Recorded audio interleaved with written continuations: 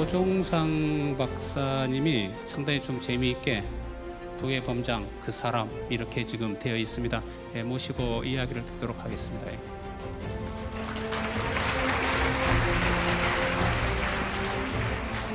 예, 안녕하십니까. 상생문화연구소 연구위원으로 활동하는 노종상입니다. 제가 발표할 주제는 방금 사회자께서 말씀하신 범장에 대해서입니다. 범장은 이 자리에 계신 여러분께서도 잘 아시겠지만 환단고기에 네 번째로 묶여있는 북부여기의 저자입니다.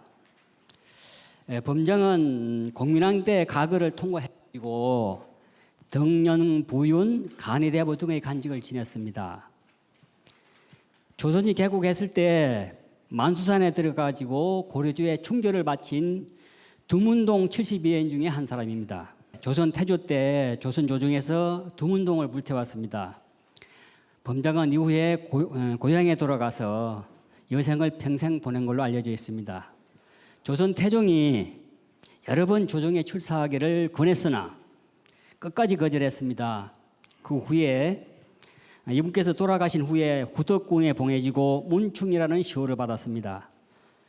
또 개성의 표절사, 두문동 서원, 강주의 봉농사 등에 제양되었습니다. 이분이 남긴 저서는 화예사전, 화동인물총기, 북부요기, 그리고 천무경 주해 등이 있습니다. 이것이 현재 우리나라의 각종 인명사전류나 이런 데에 알려져 있는 범장에 대한 이야기입니다. 이 정도만 하더라도 범장에 대해서 다른 분이라면 많이 연구가 되었을 것입니다.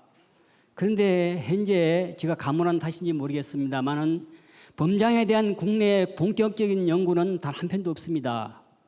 제가 최초의 논문을 쓰는 것이 됩니다. 물론 일부에 소개글이나 짧은 그런 글들은 있습니다. 그러나 우리 후학들은 범장 연구에 매우 인색했습니다. 왜 그럴까요?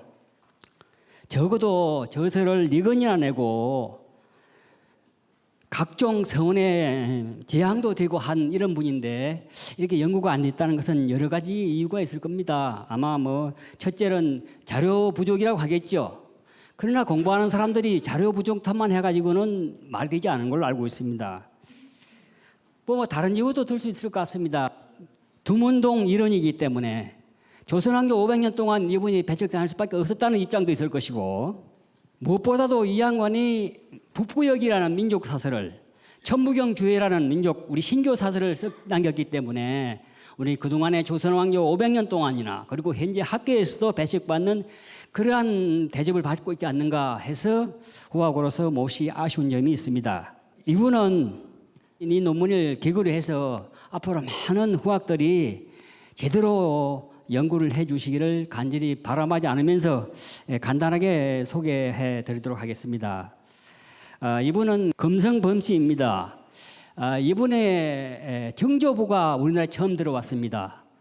범성조라는 분인데 이분은 남송시대 중국의 낭야 사람입니다. 그러다가 원나라 때 공주를 대동하고 와가지고 우리나라에 와서 정착하게 됐지요.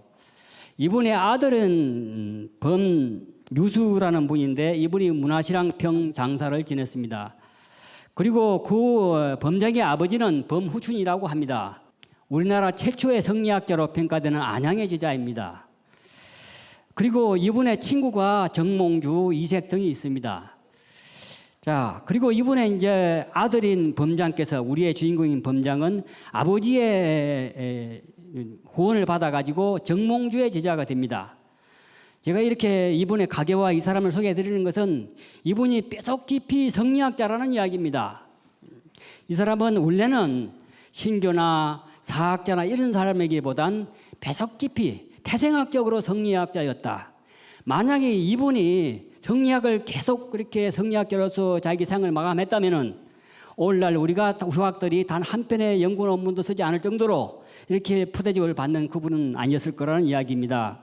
그런데 이분은 고려 말 조선 개국 때 조선 개국을 반대하고 두문동에 들어간 두문동 72의 한 사람으로서 생을 살았기 때문에 첫째 영구가 등한시 되지 않았느냐 하는 말씀을 드리고자 하는 것입니다. 자, 이분은 자기 고향에 있다가 자기 두문동 동기들과 같이 치악산에 강원도 원주에 머물고 있는 원천석이라는 친구분을 찾아갑니다. 원천석 씨와 같이 동기들 20-30명이 모여가지고 치악산 정상에서 매년 봄, 가을로 당군을 위시해서 우리 열성조한테 제사를 지내고 있습니다. 적어도 조선 왕조 초기에 활동했던 이분께서 당군을 위시해서 열성조한테 제사를 지냈다는 것은 그 당시는 목숨을 거는 일이 없지 않겠느냐라는 생각을 합니다. 이렇게 이분의 동지들은 매년 이렇게 치악산 정상에서 우리 열성조와 특히 고려 말에 조선 개국자들한테 희생된 우왕이나 창왕에 대한 제사를 지내면서 이분들이 뜻을 모아가지고 역사를 쓰기 시작합니다. 야, 우리가 이젠 이대로 이 역사들을 그냥 보낼 수는 없다. 우리가 제대로 된 역사를, 당대의 역사를 남기자 해서 그분들이 돌아가면서 이렇게 역사를 쓰게 됩니다. 그리고 그 작업을 주도하게 되는 것이 바로 이 범장입니다. 이렇게 해서 남긴 덱들이 이분이 남긴 4권의 저서입니다. 이제 이분의 가장 역사 저서로서도 가장 먼저 불멸의 기념비적인 작품이 되는 것은 우리 환단곡이 4번째 실려 있는 북부여기가 될 것입니다. 저는 이 자리에서 이분에 대한 소개를 이 정도로 마치도록 하고요. 이 자리에서 하나의 사건을 여러분한테 이렇게 같이 공유하게 된 것을 참 영광스럽게 생각합니다. 우리 상고사 사서의 편찬 사상, 소위 이제 환단고기에 묶여 있는 태백일세에 보면은 행초니암과 범장과 청평거사 이명이 소전거사로부터 전보산 태소함에서 소전거사로부터 진서를 받아가지고 행초니암은 당군세기와 태백진운을 쓰고 범장은 북부여기를 쓰게 되고 청평거사 이명은 진영유를 쓰게 됩니다. 자, 이렇게 우리 상고사세에서 아주 획기적인 작품들을 남긴 이 계기가 된 것이 제가 편의상 전보산 사건이라고 하겠습니다. 전보산 사건이라고 했을 때 우리 전보산 사건은 우리 상고사 편찬 사상 아무리 강조해도 지나치지 않을 정도로 중요한 사건이라고 봅니다. 근데 제가 이 범장 생애를 추적하다 보니까 범장 자신은 생물연대 자체도 지금 현재 알려져 있지 않습니다.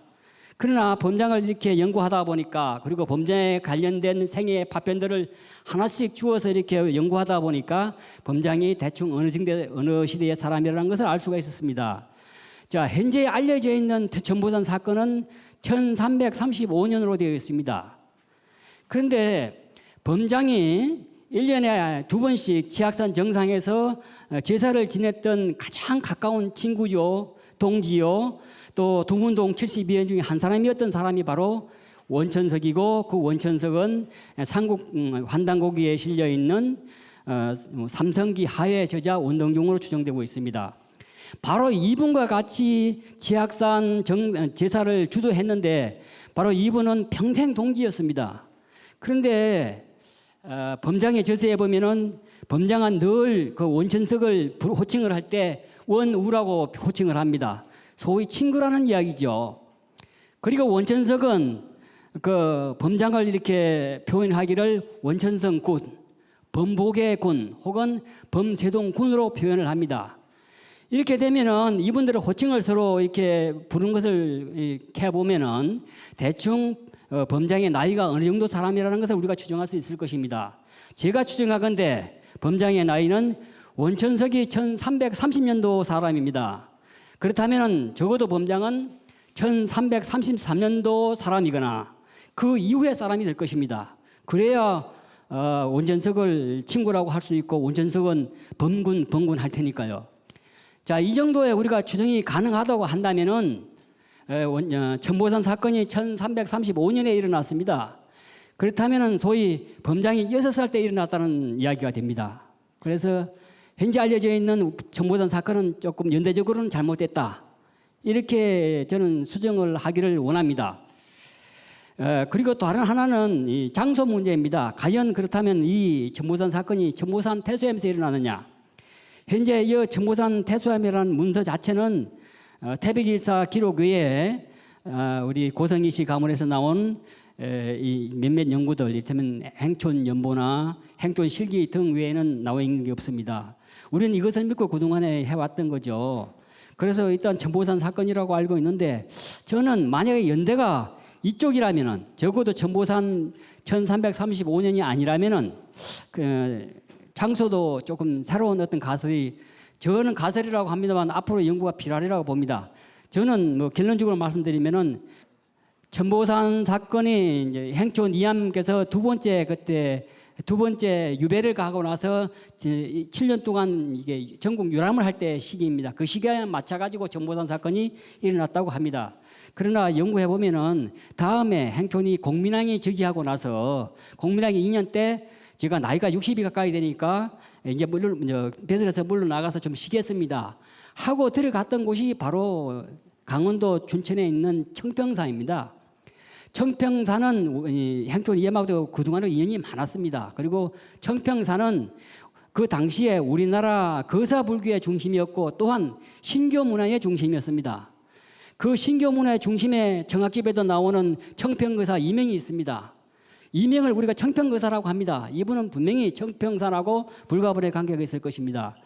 그리고 그 청평사 안에 문수원 장경비라는 큰 비석이 있는데 그 비석도 바로 행촌 이암이 있었습니다. 그래서 행촌 이암과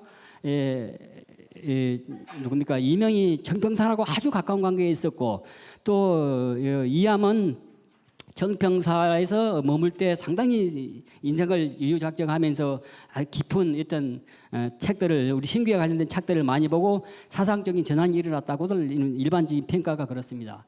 그리고 거기에서 범장에 가장 가까운 친구인 원전석도 자기 그 시에 청평사라는 시를 남길 정도로 청평사하고는 매우 가깝습니다. 그래서 저는 그 원전석의 친구요 평생 동기인 범장과 이 세 사람이 만약에 소정구사로부터 신설을 받았다면은 바로 장소 문제도 천보산이라기보다는 청평산이 아니냐라는 어떤 가설을 세우고자 합니다. 물론 여기에 대해서는 장소 문제에 대해서는 더 연구가 많이 필요하다고 봅니다.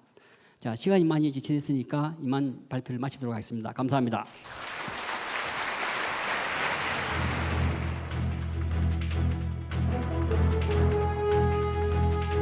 네, 안녕하십니까. 문계석입니다. 노정상 박사님께서 복의 범장, 제목도 멋있는 것 같아요. 그 사람이란 제목을 가지고 글을 썼는데 아주 너무 금쪽 같은 글을 쓰셔가지고 제가 어찌 감히 논평을 하겠습니다만, 아마 이 복의 그 범장에 대한 이 글을 좀 꼼꼼히 좀 읽어봤는데, 간략하게 얘기해 보자면은 이 논문은 그 여말선초에 그 정통 성리학자로 어떤 그 충절이 그 화신이죠. 그래서 고대 사서로는 그 북부여기를 편찬한 이 범장에 관한 연구다, 이렇게 전제를 깔아놓고 몇 가지 특징을 한번 연결해 봤습니다. 첫 번째는 그 범장은 동방 이학의 계조로 평가받는 포은, 잘 알고 계시죠? 그 정몽주의 문인이고 성리학 가문에 출생했기 때문에 범장은 어떤 성리학자로서 그 엘리트 코스를 밟은 정통 성리학자였다. 아까 저자도 이 점을 많이 강조했던 것 같습니다. 그 뼛속 깊이 성리학자라고 표현을 했으니까요. 두 번째로는 성리학자인 그 범장에게서 세 가지 이제 특징을 끄집어내려고 했던 것 같아요. 그 첫 번째로서는 그 범장에게서 어떤 성리학자적 품격, 이런 특징과, 그리고 두 번째로는 어쩔 수 없이 범장도 그 신교적 어떤 학풍을 뼛속 깊이 가지고 있었다 하는 그런 측면, 그리고 또 범장은 그 철학자이기도 하지만 사학자적 성품을 상당히 갖고 있었다. 이 세 가지 특징을 좀 드러내려고 노력했던 것 같습니다. 그리고 또 하나는 범장은 그 두문동 70 이현인 중 한 사람이죠. 두문동 사건 아마 육룡이 나르샤 보신 사람들은 잘 알고 계실 겁니다. 이방원이죠. 이방원이 두문동을 다 불태우니까 범장도 자기 고향으로 돌아가서 은거를 하게 됩니다. 은거를 하지만 그러한 그 두문동 이제 동지들이 있겠죠.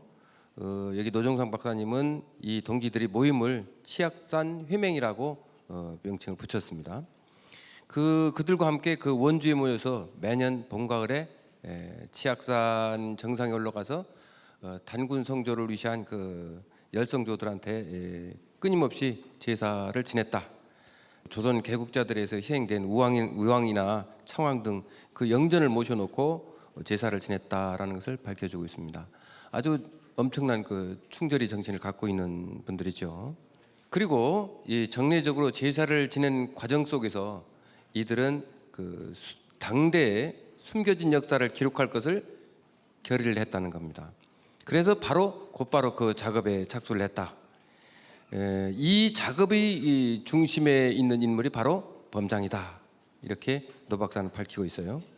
이 작업의 결실이 결국은 원천석 총단 범장 편집으로 되어 있는 화해사전으로 출간이 됐다는 거죠.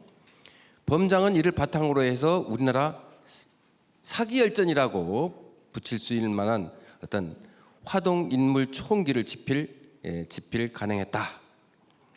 이 두 권의 저술에서 범장이 그 핵심 사상, 다시 말해서 그 성리학의 어떤 실천적 충의 정신, 그리고 또 우리 고유의 신교 정신, 그리고 공자의 어떤 춘추 필법으로 요약되는 역사 철학의 정신이 거기에 담겨 있다라고 노 박사님은 논파하고 있습니다.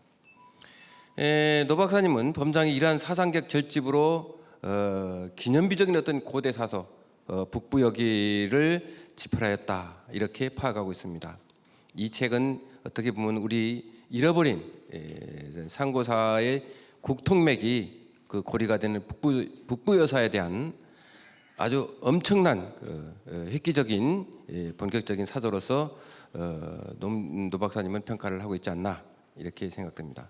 마지막으로 이 천보산 사건 노 박사님께서도 말씀을 하셨는데요. 굉장히 중요한 저도 깜짝 놀랐습니다. 이 천보산 사건 요 얘기를 보고 그 천보산 사건은 단군세기의 저자 행천 이암 그리고 진육여기의 저자 이명 또한 북부여기 저자 범장 이 세 사람이 1335년에 천보산 소태암에서 소전거사로부터 신설을 전해받았다 하는 내용 환단고기를 읽어보신 분들은 잘 알고 계실 겁니다. 이 사건이 계기가 돼서 이 3인방은 단군세기, 진영육이 그리고 북부여기를 이제 편찬하게 되는 계기가 됩니다. 노정상 박사는 이 사건이 발생한 연대와 장소 등에 대해서도 심도 있는 논의를 아주 촘촘하게 전개를 하고 있어요. 결과적으로 노정상 박사님은 아까도 지적하였다시피 천보산 사건이 일어난 시기는 1335년이 아니라 1353년에서 1358년 그 사이가 아니지 않겠느냐 그분하고 연결시켜서 이제 그거를 규명하고 있습니다. 장소 역시 이제 천보산이 아니라 강원도 청평산 청평사였을 거다. 이렇게 아주 조심스럽게 추론을 해 나가고 있어요. 왜냐하면 그럴 것이 그 청평산은 당시 우리나라의 고사불교의 중심이고 또 신교의 중심지였어요. 거기가. 그래서 그랬지 않나. 그래서 이에 논평자는 논자의 이 가설에 대해서 동의를 합니다.